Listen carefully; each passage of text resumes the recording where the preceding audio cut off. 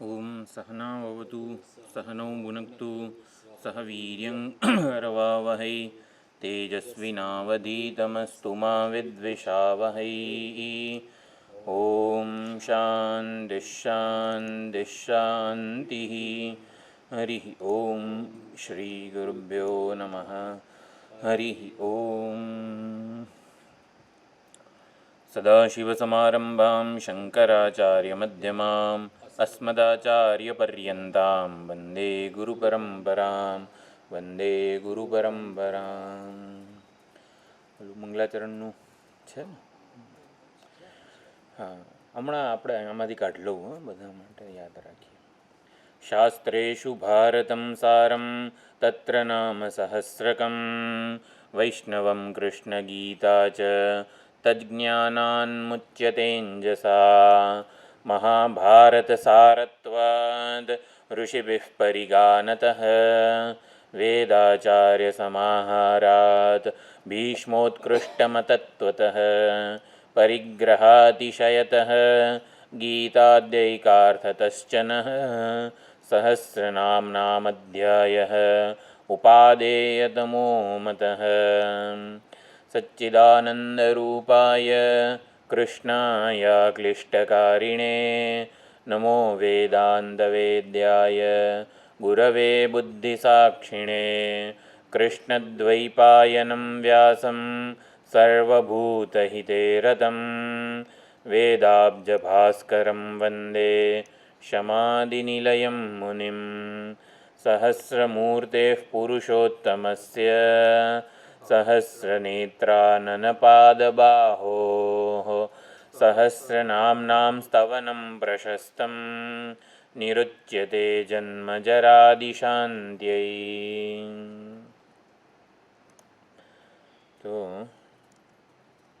વિષ્ણુ સહસ્રનામમાં 27મો શ્લોક છે. સર્વગઃ સર્વવિદ્ભાનુઃ વિશ્વક્સેનો જનાર્દનઃ વેદો વેદવિદવ્યંગઃ વેદાંગો વેદવિત્કવિઃ. છેલ્લે જનાર્દન એના ઉપર આપણે વિચાર કર્યો. દુષ્ટજનોનું અર્દન કરે છે, સજા કરે છે, કર્મફળ દાતા છે અને ભક્તો માટે જન્મ મૃત્યુને નષ્ટ કરે છે. એટલે ભક્તોના સર્વ દુઃખોનું પણ અર્દન કરે છે. અર્ધ ધાતુ છે એટલે લોકો વડે જેની યાચના થાય એને પણ અર્દન કહેવાય. એટલે લોકો વડે ધર્મ અર્થ કામ મોક્ષ 4 પુરુષાર્થ છે એની યાચના થાય છે એટલે એને પ્રદાન કરનારા જનાર્દન. તો ભાષ્યમાં છે જનૈઃ પુરુષાર્થમ અભ્યુદય નિશ્રેયસ લક્ષણમ યાચ્યતે. અભ્યુદય અને નિશ્રેયસ જે પુરુષાર્થ છે એ લોકો વડે એની યાચના કરવામાં આવે છે જેમની પાસે, અને જે એમની પૂર્તિ કરે છે એને જનાર્દન કીધું છે. તો ભાષ્ય એકવાર આપણે આગળના જે છે વેદો વેદવિદવ્યંગ વગેરે એકવાર જોઈ લઈએ. ભાષ્યમાં વેદરૂપત્વાદ વેદઃ વેદયતિ ઇતિ વા વેદઃ. તો વેદરૂપત્વાત વેદઃ અને વેદયતિ ઇતિ વેદઃ. ગઈકાલે જ આમ તો જોયું આપણે જેમ ઓલો મંત્ર જપનો અભ્યાસ થાય આપણો, ઓમ નમઃ શિવાય ઓમ નમઃ શિવાય, આમ આપણે શ્વાસ લઈએ ઓમ નમઃ શિવાય, શ્વાસ બહાર કાઢીએ ઓમ નમઃ શિવાય, શ્રી કૃષ્ણ શરણમ મમ. ઘણા એવા ભક્તો છે આપણા કે શ્વાસની સાથે મંત્ર જપને એમણે ટ્યુન કરી લીધેલો છે. તારાબાઈથી માંડીને ઘણા બધા છે. આપણા જનાબાઈના છાણામાં વિઠ્ઠલ વિઠ્ઠલ વિઠ્ઠલનો રણકાર પણ આવતો હતો. એ પ્રમાણે આપણે શ્વાસ સાથે આપણા મંત્ર જપને, ઈષ્ટ દેવતાનો જે મંત્ર જપ હોય એની સાથે આપણે ટ્યુન કરી શકીએ છીએ. થોડો અભ્યાસ રોજ આપણે કરીએ તો સારું કહેવાય. તો આપણે શ્વાસ લઈએ ત્યારે સામેવાળાને આપણા ઈષ્ટદેવનો મંત્ર ઓમ નમઃ શિવાય શ્રી કૃષ્ણ શરણમમાં સંભળાય એટલે આપણા શ્વાસમાં જો આવું મંત્ર જપ બીજાને સંભળાય એવું હોય તો ભગવાન શ્વાસ લે ત્યારે શું સંભળાય? એટલે આપણા શ્વાસમાં આવું બધું સંભળાય તો ભગવાન આમ શ્વાસ લઈને કાઢે ને એમાં વેદો પ્રગટ થાય. એટલે ભગવાનના શ્વાસ યસ્ય નિશ્વસિતમ વેદાહા એવું કીધું છે. એટલે ભગવાન શ્વાસ લે બહાર કાઢે અનાયાસે જે થાય છે એટલે વેદો પ્રગટ થાય. એટલે વેદ રૂપત્વાત વેદ, એટલે વેદો ભગવાનના શ્વાસ છે. ઘણા બધા શ્લોકો છે યસ્ય નિશ્વસિતમ વેદાહા, તો 2-3 એક તો જીવન મુક્તિ વિવેક, પછી આવા 2-3 આપણા પ્રકરણ ગ્રંથો છે. સર્વ વેદાંત સિદ્ધાંત સાર સંગ્રહ એનો મંગલાચરણનો શ્લોક છે. યસ્ય નિશ્વસિતમ વેદાહા યો વેદેભ્યોખિલમ જગત નિર્મમે તમહમ વંદે વગેરે. રામતીર્થ જે ઉપદેશ સહસ્ત્રીના ઓલા ટીકાકાર છે, ઉપદેશ સહસ્ત્રી ગ્રંથ ભણ્યા આપણે, તો રામતીર્થના બધા ગ્રંથોમાં મંગલાચરણ આ હોય છે, યસ્ય નિશ્વસિતમ વેદાહા વગેરે. તો આ પ્રમાણે વેદો એ ભગવાનના જ શ્વાસ છે, અને શ્વાસ જેમ આપણાથી અભિન્ન હોય એટલા માટે વેદ ભગવાન વેદ એવું કીધેલું છે. એટલે વેદ રૂપ છે અને વેદયતી ઇતિ, એટલે વેદ વડે વેદ્ય પણ છે. વેદો વડે પ્રતિપાદ્ય સબ્જેક્ટ મેટર શું છે તો કે પરમાત્મા. એટલે વેદોની ઉત્પત્તિ પણ આવી રીતે પરમાત્મા થકી છે. અને વેદ એ સર્વ વેદયતી ઇતિ વા વેદ એ જે કીધું એટલે સર્વ વિદ્યા શાખાઓનું ઉપલક્ષણ વેદ છે. વેદમાંથી જ સમગ્ર બધી વિદ્યાઓ જે છે પ્રગટ થયેલી છે. એટલે વેદયતી એટલે જણાવે છે, સર્વ કંઈ જ્ઞાન કરાવે છે, માટે એને વેદ કીધા છે.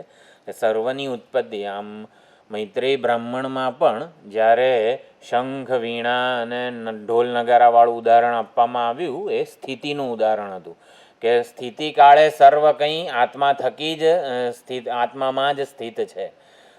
લય માટે બધું સામાન્ય, જેમ બધા દૃશ્યોનું લય સ્થાન આંખ છે, બધા ધ્વનિનું લય સ્થાન આપણી કર્ણેન્દ્રિય છે, લયનું એ ઉદાહરણ હતું.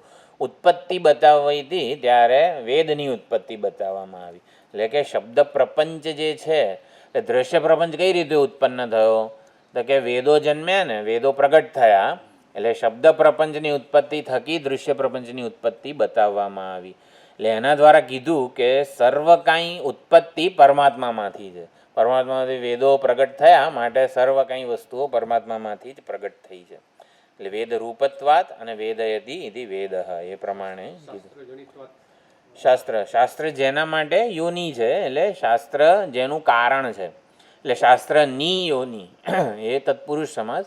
શાસ્ત્રની યોની, શાસ્ત્ર જેના નિશ્વાસ રૂપે અનાયાસે સંકલ્પ વગર પ્રગટ થયા છે, એટલે એને શાસ્ત્રની યોની. પરમાત્મા શાસ્ત્રની યોની છે, કારણ છે, પ્રગટ કરનાર છે. શાસ્ત્ર જેના માટે યોની છે એમાં યોનીનો અર્થ પ્રમાણ કરેલો છે. તો પરમાત્મા છે એવું એના માટેનું પ્રમાણ શું, કોણે જોયા? ના, જગત આવું અનેકવિધ વૈવિધ્યપૂર્ણ છે ને માટે પરમાત્મા હોવા જોઈએ. એ તર્કથી પરમાત્માની સિદ્ધિ ના થાય. ભલે ને નૈયાયિકો તર્કથી ઈશ્વરની સિદ્ધિ કરે, પણ આપણા માટે ઈશ્વર છે એનું પ્રમાણ શું છે? વેદ. વેદ કહે છે ને એટલે શાસ્ત્ર જેના માટે યોની છે, પ્રમાણ છે, એવો અર્થ કરેલો ત્યાં.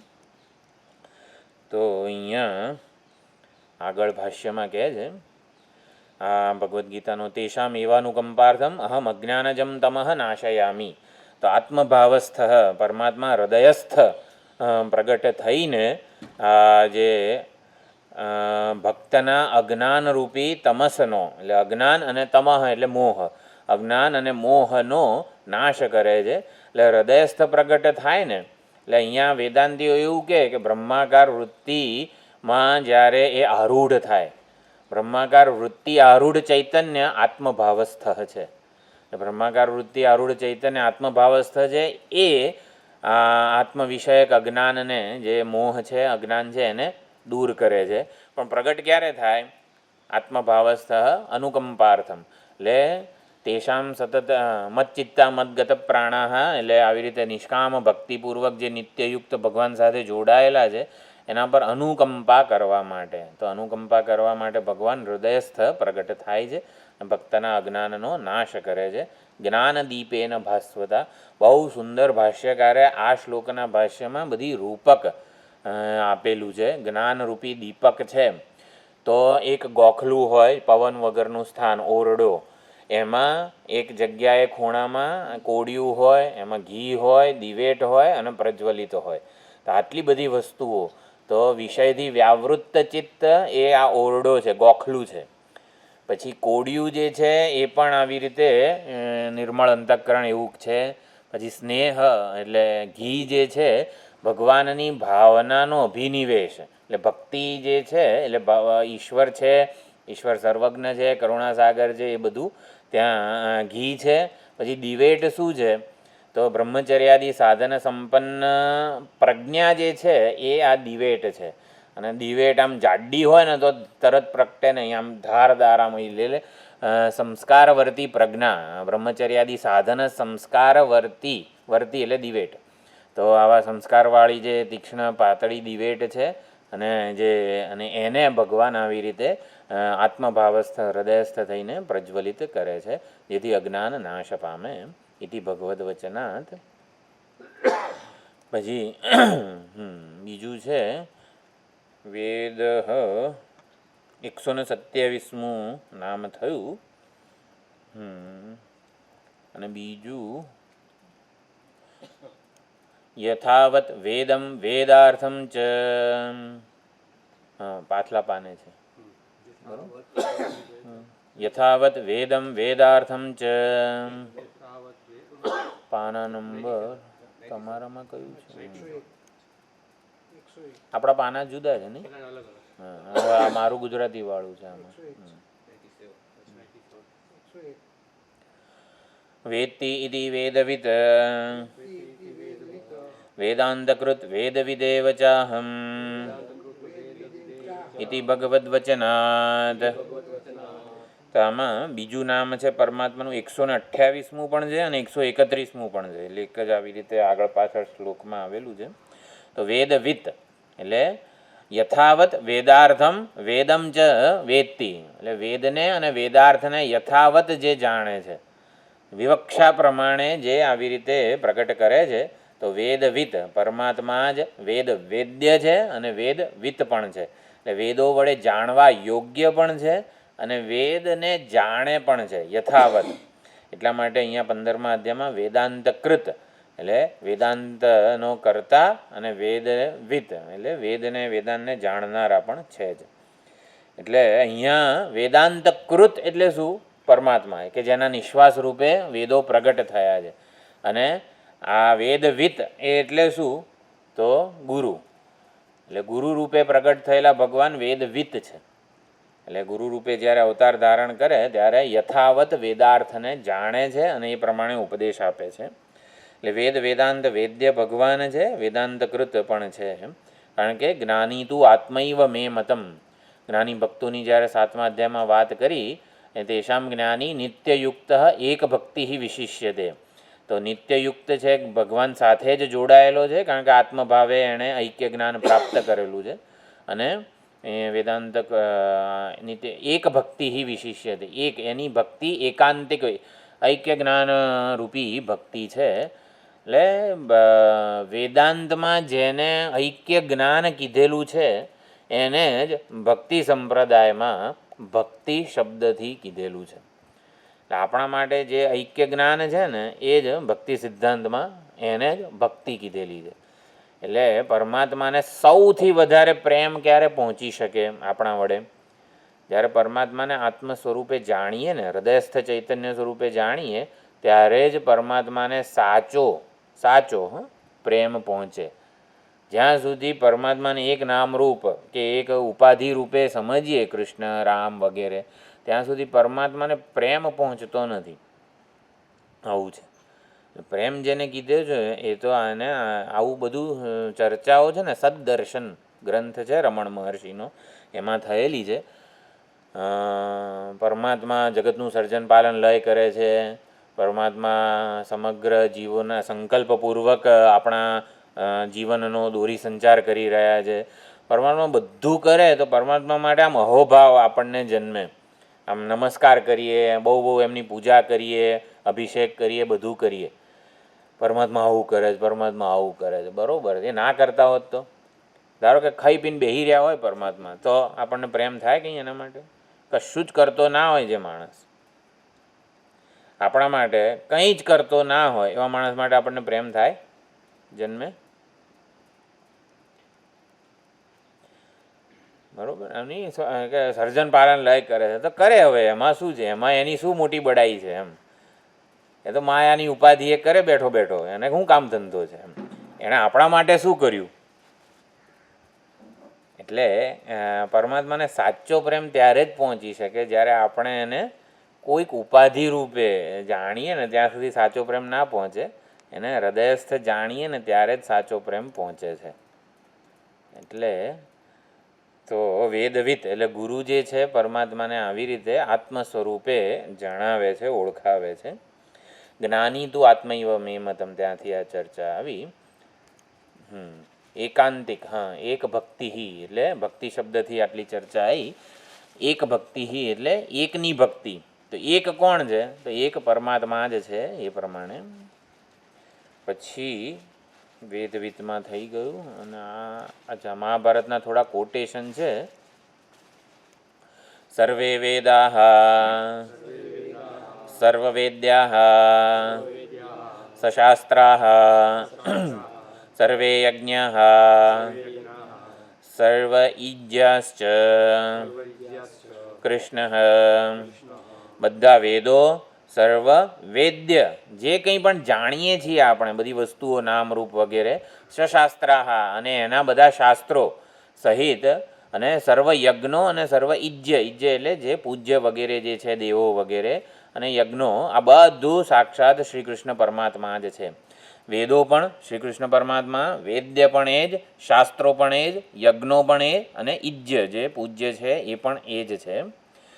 વિદુઃ કૃષ્ણમ બ્રાહ્મણાઃ તત્વતઃ યે તેષાં રાજન સર્વયજ્ઞાઃ સમાપ્તાઃ. તો જે બ્રાહ્મણાઃ તત્વતઃ, તો જે બ્રાહ્મણોએ તત્વતઃ કૃષ્ણને વિદુઃ જાણ્યા છે, હે રાજન, એમના વડે સર્વ યજ્ઞો સમાપ્ત થઈ ગયા છે. બધા યજ્ઞો એમણે કરી લીધા છે, એટલે કૃતકૃત્ય થઈ ગયા છે. કૃષ્ણ પરમાત્માને જાણી લેવા માત્રથી આવી રીતે સર્વ યજ્ઞો સમાપ્ત થઈ જાય છે એવું કીધું છે ને. આપણો શ્લોક જે છે, આપણે ગુરુ પૂજન જે છે આપણું, એમાં છેલ્લે નમસ્કાર કે સમર્પણ કરતી વખતે આ શ્લોક આવે છે. સ્નાતમ તેન સમસ્ત તીર્થ સલીલે દત્તાપી સર્વાવનીહિ વગેરે, કે યસ્ય બ્રહ્મ વિચારણે ક્ષણમપી સ્થૈર્યમ. બ્રહ્મ વિચારમાં, આત્મવિચારમાં જેનું મન ક્ષણ માટે પણ સ્થિત થયું છે, એટલે બ્રહ્મનું જે ઈષ્ટ દેવતા છે એનું આત્મ સ્વરૂપે વિચાર અનુસંધાનમાં જેનું મન એક ક્ષણ માટે પણ સ્થિર થયું છે, એણે સમસ્ત તીર્થોમાં સ્નાન કરી લીધું છે, સમસ્ત અવની એટલે કે ધરતીનું એણે દાન કરી લીધું છે, બધા યજ્ઞો કરી લીધા છે વગેરે વગેરે. એ પ્રમાણે છે. એટલે પોતાને આવી રીતે આત્માનું પરમાત્મા સ્વરૂપે અને પરમાત્માને આત્મ સ્વરૂપે ઓળખી લેવા માત્રથી કૃત કરવાનું બધું કરી લીધું છે. એટલે શું? હવે કંઈ કરવાની જરૂર નથી. એટલે એવું શું સમજવાનું? કરીને જે ફળ પ્રાપ્ત યજ્ઞ કરીએ આપણે, તો શું ફળ પ્રાપ્ત થાય? તો કે જે દેવતાની આરાધના થઈ હોય એ પ્રસન્ન થાય ને આપણને કંઈક આપે. આપણને કંઈક આપે, સારું, ધારો કે આપણને ગાડી આપી. આ ગાડી આપી શું કરવાનું? આપણને સુખ જન્મ્યું, બરાબર? આપણને દેવતાઓ પ્રસન્ન થઈને કંઈક વસ્તુ આપે, આપણે સુખી થઈએ. એટલે શું? જેણે કૃષ્ણનું બ્રહ્મનું અનુસંધાન કર્યું છે આત્મ સ્વરૂપે, એને આ બધા કરવા કરતાં સીધું મફતમાં સુખ મળી ગયું છે એમ.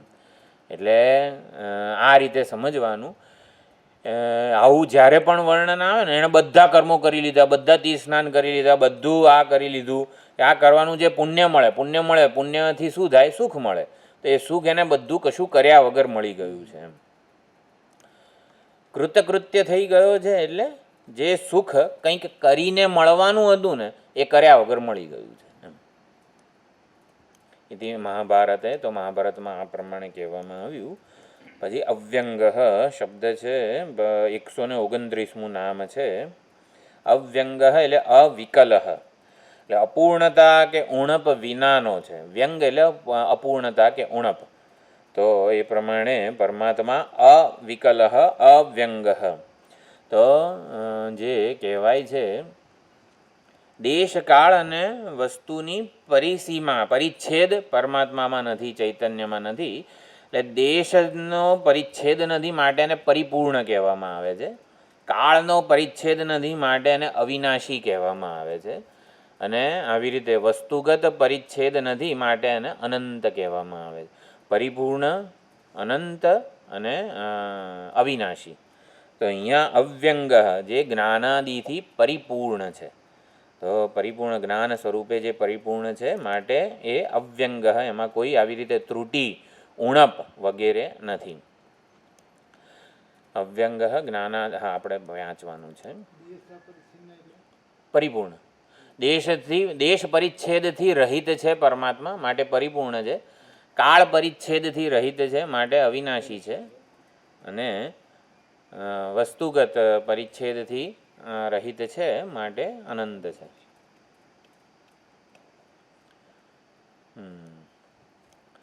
અવ્યંગ જ્ઞાનાદિભિ પરિપૂર્ણ અવિકલ ઇતિ ઉચ્યતે.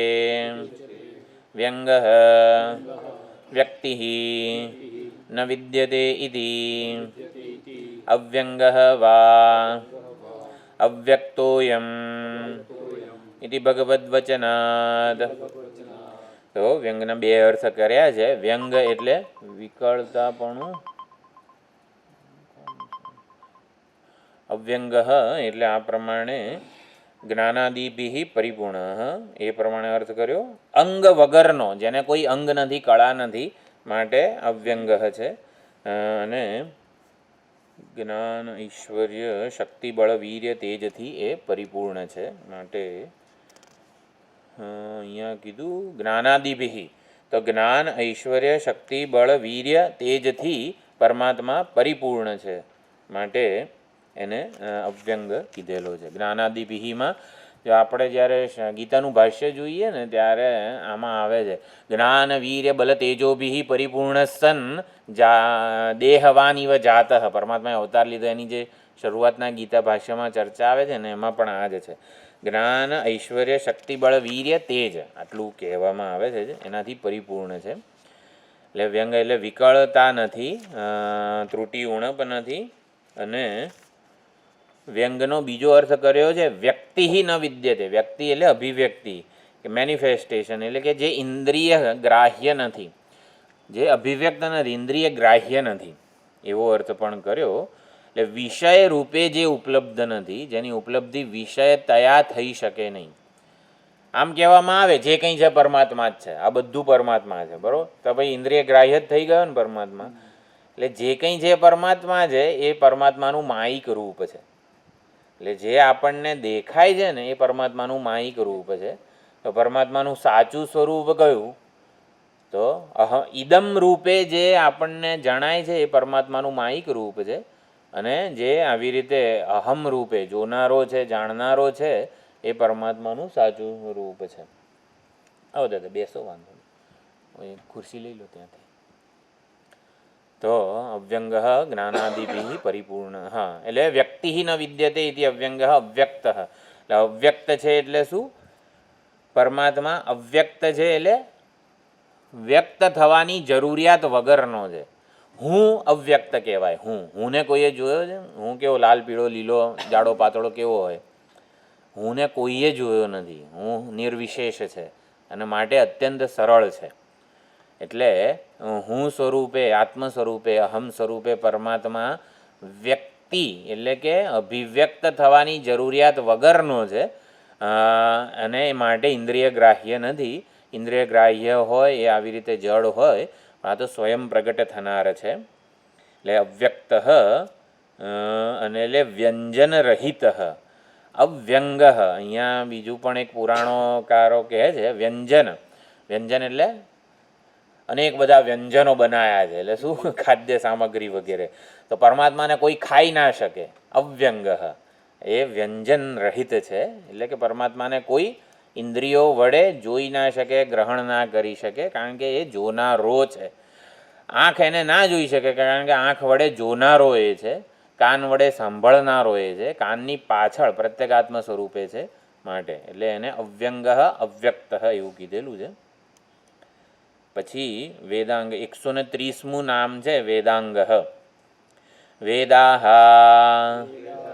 અંગભૂતાહ યસ્ય સહ વેદાંગ.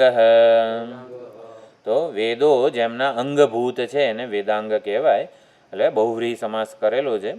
વેદો જેના અંગો છે, એટલે ઘણા નહીં, આમાં બહુ બધા સત્કર્મો આજાનુબાહુ ભગવાનને કીધેલું છે રામચંદ્રજીને.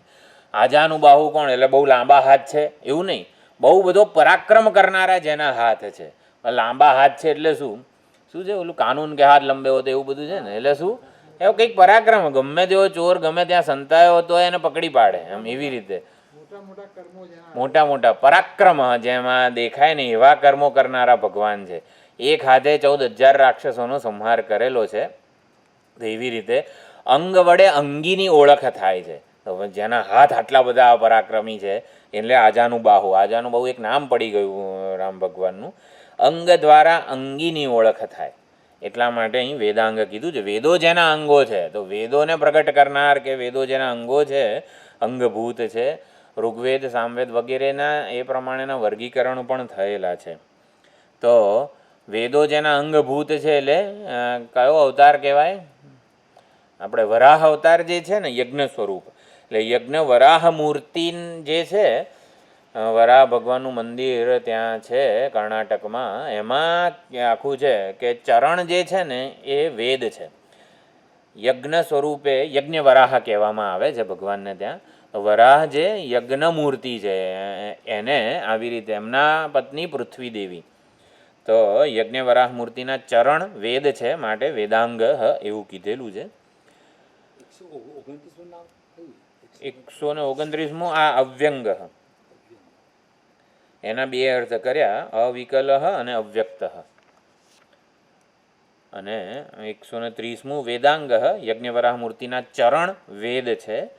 અંગ દ્વારા અંગીની ઓળખ થાય, જેમ હાથ દ્વારા રામ ભગવાનની ઓળખ થાય, એવી રીતે વેદો દ્વારા જેની ઓળખ થાય છે એ પરમાત્મા છે વેદાંગ. પછી કવિ, તો કવિ છે, હા વેદવિદ બીજી વાર આવ્યું. એટલે આ 128મું પણ હતું અને 131મું પણ હતું. તો હા, તો ભાષ્યકાર કહે છે વેદાન વિંતે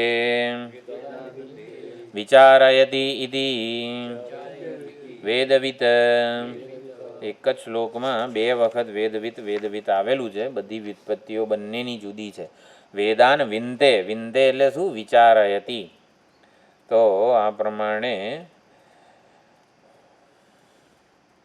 સર્વોપનિષદો ગાવ દોગ્ધા ગોપાલનંદન.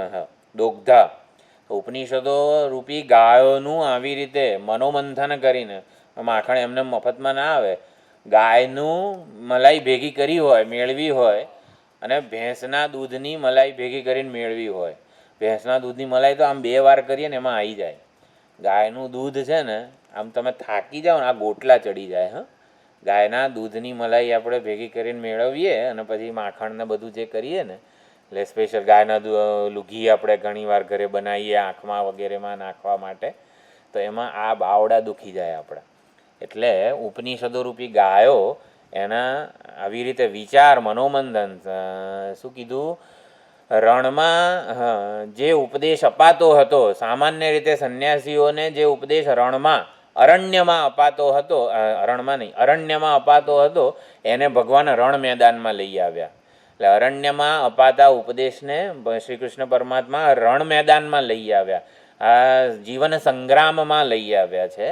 અને યજ્ઞશાળામાં જે યજ્ઞ હતો કે સ્વાહા સ્વાહા વગેરે જે સમર્પણ હતું, દેવોને દેવતાઓને ઉદ્દેશીને દ્રવ્યનો ત્યાગ જે યજ્ઞશાળામાં થતો હતો યજ્ઞ, એને પણ ભગવાન રોજબરોજના જીવન વ્યવહારમાં લઈ આવ્યા. એટલે ગીતાને ક્રાંતિકારી ગ્રંથ, 2 ક્રાંતિ ભગવાને આણી છે ગીતાના ઉપદેશ દ્વારા. અરણ્યમાં અપાતા ઉપદેશને રણ મેદાનમાં જીવન સંગ્રામમાં લઈ આવ્યા છે. અને યજ્ઞશાળામાં જે યજ્ઞ સીમિત હતો, મીમાંસકો અમે કંઈ પણ જોઈતું હોય ને તો એનો યજ્ઞ કરીશું અને અમે એ પ્રાપ્ત કરી લઈશું.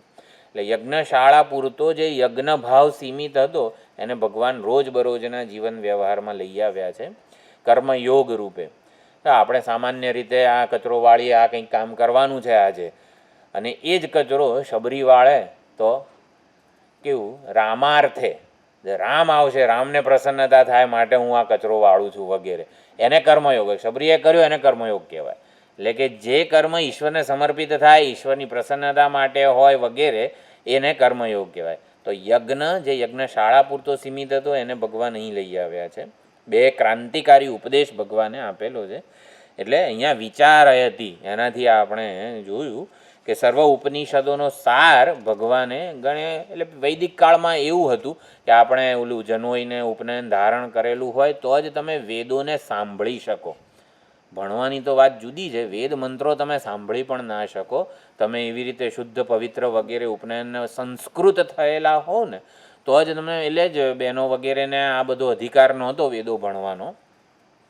પણ એટલે એટલા માટે આ પુરાણો આવ્યા વગેરે આવ્યા. પછી આત્મપુરાણની રચના શંકરાનંદ સ્વામીએ એટલે જ કરી કે ઉપનિષદો ભણવાનો કોઈને અધિકાર નહોતો. તો ઉપનિષદો ઉપર પછી આવું એ આત્મપુરાણ ગ્રંથ ખબર છે ને, એના માટે શંકરાનંદ વિદ્યારણ્યના ગુરુ એમણે એટલા માટે આત્મપુરાણ રચ્યું કે ઉપનિષદો લોકો સુધી પહોંચે તો ખરા, અધિકારી વંચિત ના રહી જવો જોઈએ. એટલે વેદાન વિનતે વિચારય હતી. તો વેદકૃત હોય તો વેદવિત પણ હોવા જ જોઈએ. જે વેદકૃત છે, વેદને પ્રગટ કરનાર છે નિશ્વાસ રૂપે, એ પોતે વેદવિત હોવા જ જોઈએ. એટલે પરમાત્મા આવી રીતે અહીંયા છે કીધું છે.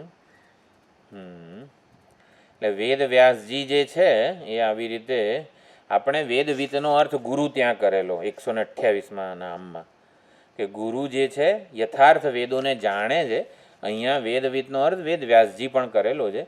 એટલે વેદોના 4 વિભાગ કર્યા છે અને એને એ જ પ્રમાણે એને વિચાર કર્યો કે ભાઈ છંદોબદ્ધ મંત્રો છે એને ઋગ્વેદમાં મૂકવું, પછી ગાઈ શકાય એવા મંત્રો છે એને સામવેદમાં મૂકવું, પછી ગદ્યાત્મક બધા મંત્રો છે એને આવી રીતે યજુર્વેદમાં મૂક્યા, અને પછી શેષ જે બધા મંત્રો છે અથર્વવેદમાં, એવી રીતે. એટલે વેદો ઉપર વિચાર કર્યો એટલે અહીંયા વેદ વ્યાસજીને વેદવિત કીધા છે. પછી કવિ વેદાંતકૃત વેદ વિદે, હા શું હતું, તો ભાષ્યકાર કહે છે ક્રાંતદર્શી કવિ સર્વદૃક ન અન્યઃ અતઃ અસ્તિ દ્રષ્ટા ઇત્યાદિ શ્રુતેઃ કવિ મનીષી ઇત્યાદિ મંત્રવર્ણાત. કવિર મનીષી પરિભૂ સ્વયંભૂ ઈશાવાસ્યનો મંત્ર છે. તો કવિ એટલે ક્રાંતદર્શી, સર્વદૃક. કવિ એટલે સર્વદૃક, જે સર્વદ્રષ્ટા છે. એટલે ત્રિકાલજ્ઞ, ત્રણેય કાળનું જ્ઞાન જેને છે એને પણ કવિ કહેવાય. સંપૂર્ણ ભૂત, સંપૂર્ણ વર્તમાન, સંપૂર્ણ ભવિષ્યનું એક સાથે જે જ્ઞાન છે. જેમ વિહંગાવલોકન, ઓલું ગરુડ કે જે બાજ પક્ષી હોય કેટલું ઉપરથી એક સાથે બધો એરિયા જોવે, તો એવી રીતે સાક્ષી હોય જે ચૈતન્ય સ્વરૂપ એ કવિ હોય, સર્વદ્રષ્ટા હોય. એટલે ક્રાંતદર્શી અથવા સર્વદ્રષ્ટા એવું કીધું છે. ક્રાંત એટલે અતિક્રાંત, ઇન્દ્રિયો અમુક વસ્તુઓ જોઈ શકે છે. જેમ કે આ હોય તો એની આગળના ભાગમાં શું છે એ મને આંખથી ના દેખાય, પણ એટલે ઇન્દ્રિયોની મર્યાદાનું જેણે અતિક્રમણ કરી દીધું છે એને કવિ કહેવાય. એટલે ઇન્દ્રિયોની અમુક કાનની પણ અમુક વેવલેન્થ ફ્રીક્વન્સીના અવાજ સાંભળી શકે છે, પરંતુ આ કર્ણેન્દ્રિયની મર્યાદાનું જેણે ઉલ્લંઘન કરીને જે સાંભળે છે. એટલે આમ પ્રમાણે ન અન્ય અતઃ અસ્તિ દ્રષ્ટા, બીજો કોઈ દ્રષ્ટા જોનારો નથી.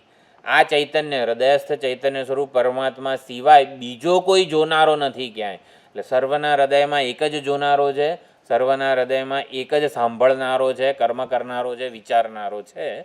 માટે એ પરમાત્મા કવિ છે, સર્વદૃક છે, સર્વદ્રષ્ટા છે. એટલે સંપૂર્ણ ભૂત, સંપૂર્ણ વર્તન એક સાથે જે ઉજાળી રહ્યો છે. ઇન્દ્રિય મન બુદ્ધિની સીમાની બહાર પણ જાણનારો છે એ. એટલે આ પ્રમાણે મન દ્વારા જે જણાય એ બધું સીમિત જ હોય છે, પણ મનની મર્યાદાથી પર જે રહીને જાણનારો છે એ પ્રમાણે. તસ્ય દેવસ્ય કાવ્યમ, હવે પરમાત્માને કવિ કેમ કીધો છે? હવે કવિ એટલે શું? ઓલું જ્યાં ન પહોંચે રવિ ત્યાં પહોંચે કવિ. એટલે શું છે? આમ મનના તુક્કાઓથી કવિતાઓ બધી બનાવે. શીઘ્ર કવિ બધા ઘણા હોય છે. આમ કંઈક સૂર્યાસ્ત જુએ અને કવિતા બનાવી દે. તો પરમાત્મા પણ કવિ છે, બહુ મોટી કવિતાઓ રચે છે. તો સમગ્ર સૃષ્ટિ એનું કાવ્ય છે. એટલે સમગ્ર સૃષ્ટિ પરમાત્માને વીણા વગાડીને આવું બધું નાના છોકરાઓને સમજાવવાનું હોય ને, સમગ્ર જગત પરમાત્માએ રચ્યું, એ તો આવી રીતે સમજાવવામાં આવે. પરમાત્માએ શ્વાસ લીધો ને, એમાં વેદો પ્રગટ થયા. પછી પરમાત્માએ આમ આંખ ઉગા, હા ઘણીવાર ઓલું નસકોરા આપણા બોલતા હોય, આપણે ડોર્મેટ્રીમાં બધા હોઈએ ને ત્યારે આવું બહુ થાય. ત્યારે આવી રીતે આમ મોટા, એટલે બીજાને ખબર પડે. અને ઘણીવાર થોડા આપણે જાગ્યા હોઈએ ને તો આપણા નસકારાનો અવાજ આપણને પણ સંભળાય. એટલે હવે આપણે હાલા મારા નસકોરા આટલા મોટા, આમ એવું થઈ જાય આપણને. એટલે પોતાનો જ અવાજ, શ્વાસનો અવાજ સાંભળ્યો અને પરમાત્મા જાગ્યા. એટલે કોનો અવાજ હતો? એટલે આમ આંખ ખોલી ત્યાં સૃષ્ટિ રચાઈ ગઈ.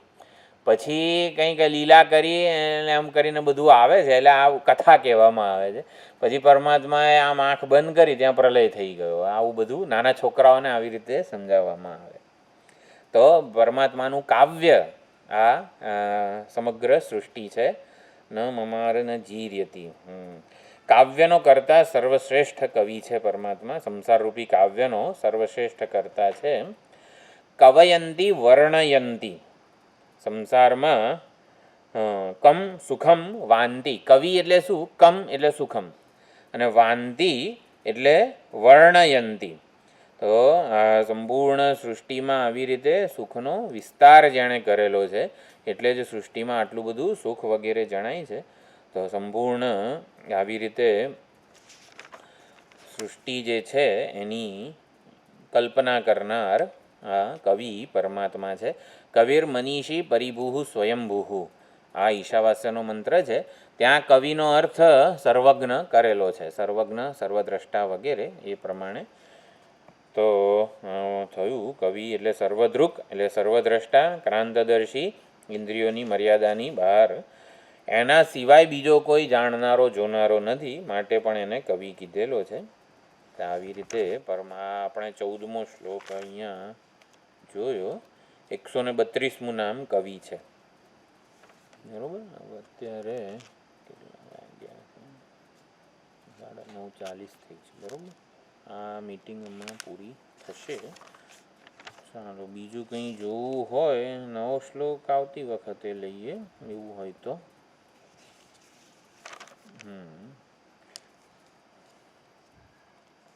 એક વિષ્ણુ સહસ્ર નામ.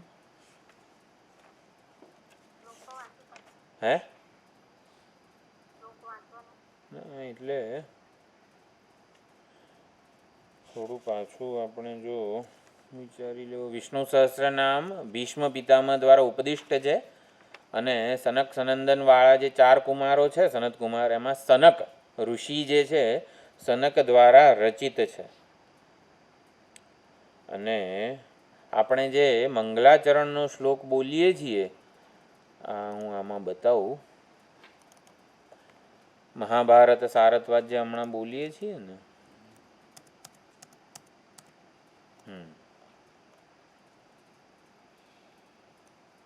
આ 2 શ્લોકો જે છે ને એ પરાશર ભટ્ટ તીરી નામના આચાર્યએ, જેમ આપણને શંકરાચાર્યજી માટે એક આદર છે, એવો જ આદર સાઉથમાં પરાશર ભટ્ટ તીરી વિશિષ્ટાદ્વૈતના બધા જે ભક્તો હોય એ લોકોને એમના માટે છે. એટલે વલ્લભાચાર્યજી શુદ્ધાદ્વૈત વિચારણાવાળા, અને આ પરમાત્મા અહીંયા પરાશર ભટ્ટ તીરી મહાભારતનો સાર છે. મહાભારતમાં કુલ 18 જેટલી ગીતાઓ છે. ભગવદ્ ગીતા, અનુગીતા, સનત સુજાતીય ગીતા, અને પછી આ વિષ્ણુ સહસ્રનામને પણ ગીતા કહેવાય. એવી 18 ગીતાઓ, 18 રત્નો છે મહાભારતના, એવા મુખ્ય મુખ્ય ઉપદેશ બધા. તો મહાભારતના સાર રૂપે આ વિષ્ણુ સહસ્રનામ છે.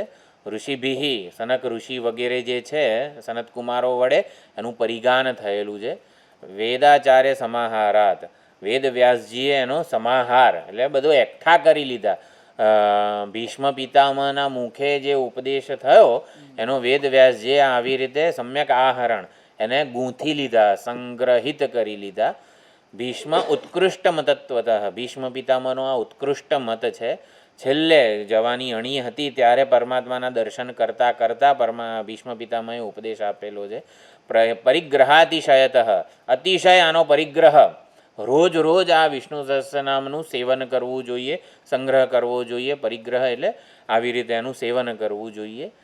ગીતાદ્યૈ એકાર્થતઃ એટલે ગીતા સાથે વિષ્ણુ સહસ્રનામનો સમન્વય છે, એક વાક્યતા છે. એટલે ગીતા કંઈક બીજું ભણાવતી હોય અને વિષ્ણુ બીજું ભણાવતું એવું નથી, બંનેનો એક જ અર્થમાં સમન્વય છે. સહસ્રનામનામ અધ્યાય, આ એક આખો અધ્યાય છે સહસ્રનામોનો. ઉપાદેયતમ, ઉપાદેયતમ એટલે એ ઉપાદેય ગ્રહણ કરવા યોગ્ય છે, સેવન કરવા યોગ્ય છે. ઉપાદેયતમ એટલે કે સુપરલેટિવ ડિગ્રી એવું કીધેલું છે. અને મંદ મધ્યમ અધિકારીને અનુગૃહિત કરવા માટે સમસ્ત વેદોનો એમણે અર્થ અહીંયા સંગ્રહિત કરી લીધો છે. એટલે આટલું કીધું. શંકરાચાર્યજીએ ઉપનિષદ ઉપર આ ભાષ્ય રચવાનું હતું તો તૈત્તરીય ઉપનિષદ લાવવામાં 3 વખત વિષ્ણુ સહસ્રનામનું જ પુસ્તક આવ્યું. એટલે દૈવ સંકેત પામીને પ્રથમ ભાષ્ય શંકરાચાર્યજીએ વિષ્ણુ સહસ્રનામ ઉપર રચેલું છે. સૌથી પહેલું ભાષ્ય વિષ્ણુ સહસ્રનામનું છે. અને સર્વ વેદ સંમત આ બધા નામો છે. હા, એક બાજુ એક છે કે દરેક નામ, હવે 1000મું નામ પહેલું બોલ્યામાં શું વાંધો છે એમ. એટલે આ એક કોઈ સિક્વન્સનું કંઈ મહત્ત્વ છે ખરું અહીંયા? કે હા છે. એ છે ને જ્યારે પૂરો થાય ને ગ્રંથ ત્યારે આ ષડવિધ લિંગ જે છે ને, ઉપક્રમ, ઉપસંહાર, અભ્યાસ, અપૂર્વતા, ફલમ, અર્થવાદ, ઉપપત્તિ, એના દ્વારા કે શિવજીના પણ 108 નામ છે ને એમાં પણ ક્રમ મહત્ત્વનો છે. એવી 108માં જો ક્રમ મહત્ત્વનો હોય તો 1000 નામમાં તો ક્રમ મહત્ત્વનો છે. એટલે વેદ વ્યાસજીને અમુક આમ છંદો ગોઠવવાતા માટે આવા નામ લખી દીધા એવું નથી. તો આ પ્રમાણે સર્વ વેદ સંમત નામ છે અને એનો ક્રમ પણ અગત્યનો છે. તો આ પ્રમાણે આટલું રાખીએ એવું હોય તો બરાબર. પછી આપણે જોઈશું આવતી વખતે. નવો શ્લોક છે. ઓમ પૂર્ણમદઃ પૂર્ણમિદં પૂર્ણાત પૂર્ણમુદચ્યતે પૂર્ણસ્ય પૂર્ણમાદાય પૂર્ણમેવાવશિષ્યતે. ઓમ શાંતિ શાંતિ શાંતિ. હરિ ઓમ શ્રી ગુરુભ્યો નમઃ. હરિ ઓમ.